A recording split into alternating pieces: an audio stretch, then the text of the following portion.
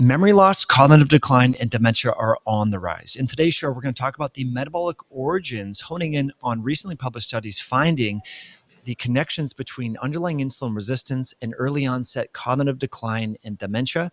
We know that Alzheimer's disease is the fourth leading cause of premature mortality in the US, and we know that it's the most common form of dementia. Now, it's been known for at least 18 years that Alzheimer's disease is characterized by insulin resistance. And Suzanne de la Monte coined the term type 3 diabetes. Her team examined postmortem brain tissue analysis of Alzheimer's disease patients, finding that Alzheimer's disease may be a neuroendocrine disease associated with dysfunctional insulin signaling. Her team coined the term type 3 diabetes because it harbors elements of both type 1 and type 2 diabetes, since there is both a decrease in the production of insulin and a resistance to insulin receptors. Now, with that in context, you would think that long-term care centers, such as adult family homes and memory centers, would be feeding patients with dementia or Alzheimer's disease or even cognitive decline healthy foods. I have a really good friend who is a healthcare professional, and unfortunately, she works almost exclusively with dementia patients now because it is so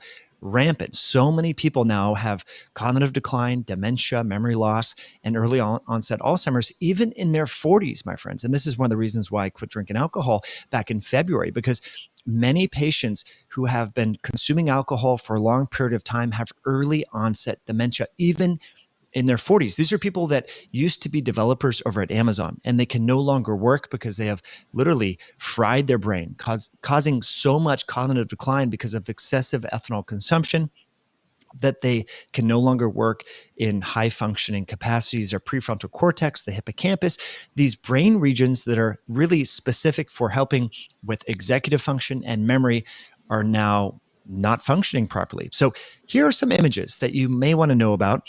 This is literally what many patients are being fed in adult family homes and long-term care facilities. We have corn dogs, we have cupcakes, you have honey buns, irresistibles. There's all sorts of Debbie donuts and little Debbies in these things.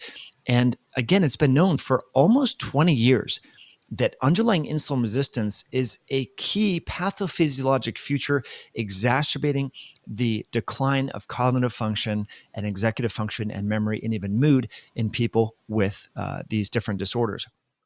What can we actually do about this? What can we recommend to our family members, our friends who we observe that their cognition is not what it used to be? Well, thankfully, we have investigators that are actually looking at this, randomizing people to adhere to a low-carb ketogenic diet and looking at objective biomarkers and objective quality of life scores and cognition scores, finding that a low-carb ketogenic diet actually statistically significantly improves cognition and quality of life.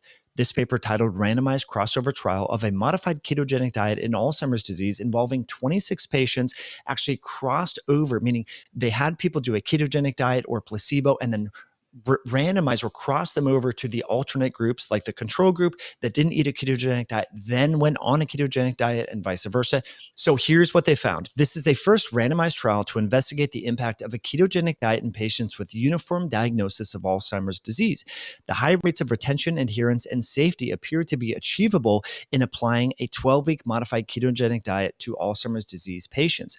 Compared with a usual diet supplemented with low-fat, healthy eating guidelines, patients on the ketogenic diet improve daily function and quality of life, two factors of great importance to people living with dementia. So this study was published in Alzheimer's Research and Therapy by scientists in New Zealand who are actively investigating this. And thankfully, many other investigators throughout the world are now looking at how a low-carb ketogenic diet or even supplementing with things like MCT oil can improve cognition and quality of life in these patients. Provided that many healthcare workers are now working with patients with dementia and Alzheimer's disease, it seems prudent that this information becomes front page news, that we all know about this and stop feeding patients corn dogs, little Debbies, Uncrustables, all of these hyper palatable, ultra processed sweets that are only exacerbating the underlying insulin resistance and glucose hypometabolism in the brain. So I wanted to share this information with you. I think it should be front page news. I think people should be aware of the fact that their dietary choices impact the health of their brain, the functioning of their brain. It makes sense from an intuitive standpoint. How could you have all this poor metabolic health in the periphery of your body and expect your brain to somehow be immune to all of that, considering that the blood-brain barrier doesn't filter everything out and the periphery impacts the central metabolism within the brain? And especially considering the fact that insulin plays critical roles in the pruning and maintenance of neurologic cells, the microglial cells, neurotransmitter formation, and brain homeostasis. So I think it's really important to acknowledge that if you want to preserve the health of your brain, it starts with metabolic health.